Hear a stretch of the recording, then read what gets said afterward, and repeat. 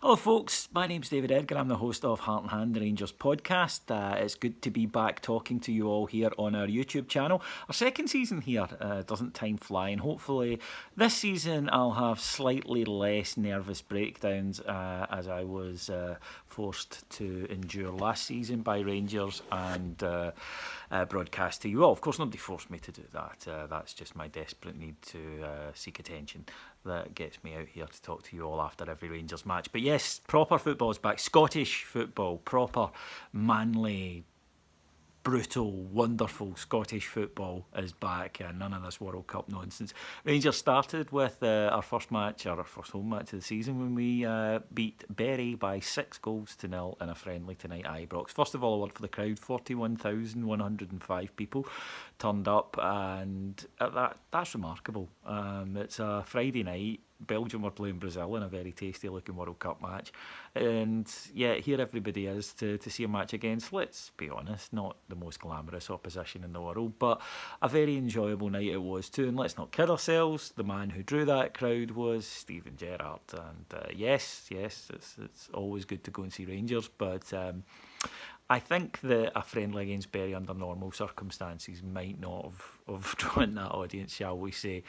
It's great to have him on board, and my God, he's a good-looking man as he stood there in that dugout in a tracksuit. He is a Scouser, but who knows, he may go into a suit for league matches, because tonight was very much a training exercise. It looked like that, it felt like that. Bury are not a very good team. They've just been relegated to League Two, and they're 2 weeks behind us in the preparation on top of that. So you can't really say, well, they were a wonderful level of opposition. They weren't, but you can only then do what you can, which is all you can do is dominate the match and look like you're a class above them, and that's exactly what Rangers did tonight. Took command right from the off, got the opening goal through Jamie Murphy, who I'm glad to see showing up again already, because I think he's got to be a big player for this season. I think a few people were quick to write him off. He's to me the definition of a guy who'll do better in a better side.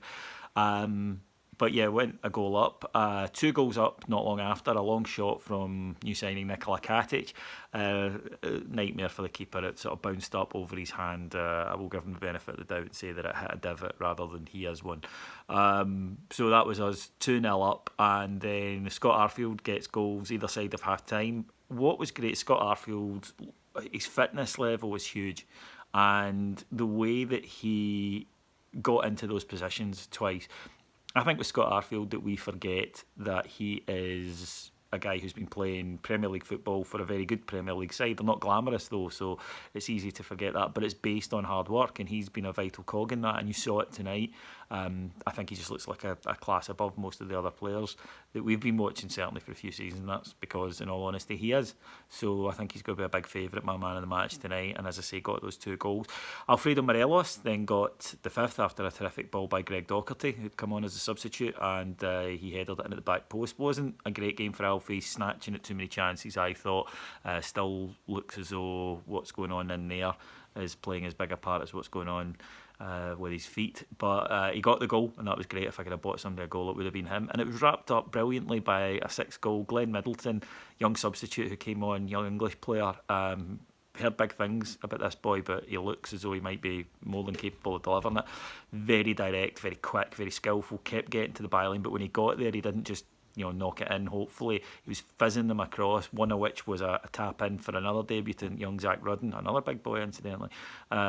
He put one away for the 6th goal, but he could have been in the end of another great cutback. There were another couple of opportunities. It was all very, very pleasing. Huge crowd, the sun was shining, what's not to love? And it sets us up well for our match next week with FK Scoopy, whose name I just adore, but I now can't say it in any other way than FK Scoopy, because it's just locked in my brain. Now, I'm in my 40s now, and once something's in there, brains are like hard drives. Mine's is full, and now to get something else in, I've got to take something out. So if I learn how to say Scoopy properly, then I'll probably forget where I live. So I've got to just get on with it as best I can. But all seriousness, Rangers look good. It was a fun night. It was good to be back at Ibrox. There's a really good feeling around the club at the moment. Well, that's come obviously from Steven Gerrard, and yeah, I mean, I'll admit that I'm right behind them. I'm quite happy to admit that I've been on the Stevie G train from day one, because why not? I think that if you go looking for reasons they'll fail, they're there. Obviously, he doesn't have experience. We know that. There's budget, yada yada yada. But he's here now, and I don't understand why people wouldn't want to then just get behind him 100%. Because his manner and his bearing and who he is are also huge factors that need to be considered. And I genuinely believe he's going to do really, really well for us. Steven Gerrard, I think, is a born winner and he's going to be good at this.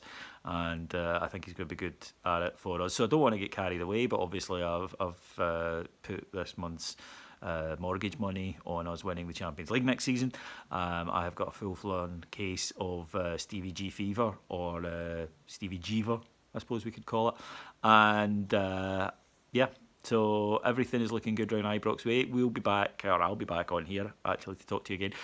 If though you want to hear more from us, Heart and Hand the Rangers podcast appears every Monday and Thursday for free on iTunes, Android Store, Podcast Addict, etc. All the places you get your podcasts. Mondays and Thursdays. It's back after its summer hiatus this Monday, so keep your ears peeled for that. But if you want even more, and then please come to our Patreon site, patreon.com/Heart and Hand, where we put up 4 shows a day on Rangers, everything to do with Rangers, from Rangers history, from current events, from player profiles, from manager profiles, from look backs at games, from tactical breakdowns of show, from tactical breakdowns of the opposition, comedy, anything at all, you name it, it's on there. We've got over 3,000 subscribers already after just 6 months, so that tells you that people are trying it, but they're staying, they're liking it, and I think you will too. It's only $1.99 per month, so what have you got to lose? You know, it's just a half pint. So please come along and join in with us, and that's patreon.com/Heart and Hand. So I'm glad that I've popped your second season Heart and Hand cherry as a Friday night after all. I will be back after we play FK Scoopy, and until such times, have a great weekend. See you later. Bye.